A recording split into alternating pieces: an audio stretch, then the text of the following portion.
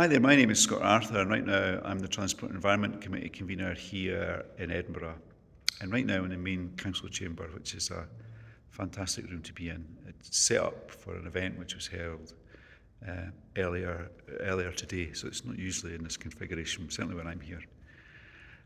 So next week we'll have the Transport and Environment Committee meeting, and just want to run through just four things which are on the agenda, just quite quickly, if you don't mind. There's relatively light agenda actually.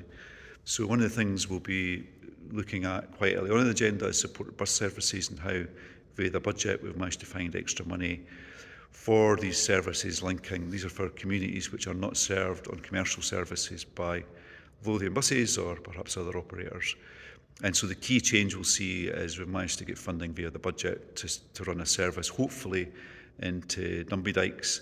So this will be a smaller minibus given the nature of the area, but it will be fully wheelchair accessible. So hopefully that will be transformative for that community. We're speaking about it today, and we're hopeful that will be running in just a few, let's go say weeks there, but months is more likely into the summertime. So that should be really good, and hopefully we can get an ongoing commitment to that. And actually, I'm actually really hopeful if we get the right offer ready for Dunby Dykes, that service could be commercially viable with that smaller bus. We'll also get a quick update on the Corstorphine Connections Trial Road Safety Scheme, just an overview of the data we have to date and talking about reporting lines going forward, and also that ongoing commitment to publish any further data which is collected. There's also quite an important report on parking permits for health workers and carers, so that's NHS staff, council staff delivering care, but also the ability for private care operators to get permits for their staff, and even people who are caring for their family members to get parking permits where they need them in the city. So that's all laid out in the report, and I got confirmation from council officers this morning that the cost of those permits is going to cover the cost to the council of delivering and maintaining the systems behind them. So a really good thing for the city actually, and for that wider care and healthcare community which are out every single hour of every single day in our city, looking after some of our most vulnerable residents. So fantastic. We'll also talk about the Greenbank to Meadows quiet route and the latest consultation there, which shows that people are supportive of running a fully segregated cycle route through the Braid estate to try to remove. So that's a protection that will come for cyclists, which was the aim of that quiet route project, and hopefully it will remove some of the antisocial rat running that local residents have been faced with, which have led to some streets not being safe any longer for their kids to get out and play. So it's worth looking at that, and I think we can align that with the decision that was made last month in the Transport and Environment Committee around the circulation plan, where we agreed not to run a segregated cycle route through Morningside, but instead run it parallel, and it seems like the quiet route invested in that will help align those two policies.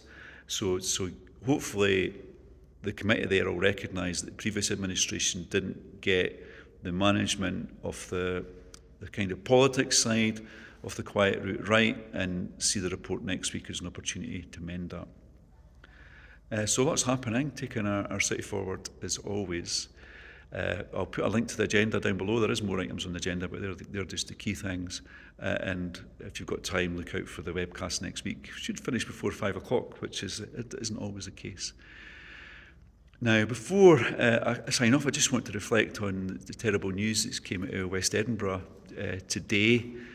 So, of course, this morning, around 8:30, there was a boy killed out near White House Road in West Edinburgh. So, just 11 years old. So, absolutely heartbreaking when I heard that news. Actually, I got quite emotional thinking about it. So, that boy's friends or family are absolutely in my thoughts and prayers right now, and probably right through the coming days. It must be impossible for them, and it must have been difficult for his friends in school today, actually, knowing what had happened, I guess.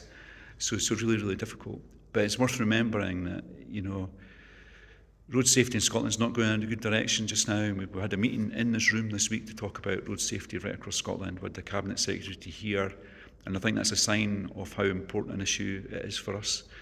And one of the conclusions I drew from that meeting is that we shouldn't see deaths and serious injury is, inevitable or even an acceptable consequence of having so many cars and vehicles moving around our city and around our country. These deaths are avoidable, I think. But it's a matter of how would you adjust how we operate our transport network to reduce those risks, and that's not something that can be done overnight, and it does need leadership both at local level and also national level in terms of the Scottish Government. So please reflect on that boy's short life, and keep his friends and family in your thoughts today and over the weekend. Okay, bye for now, and I hope you do have a good weekend.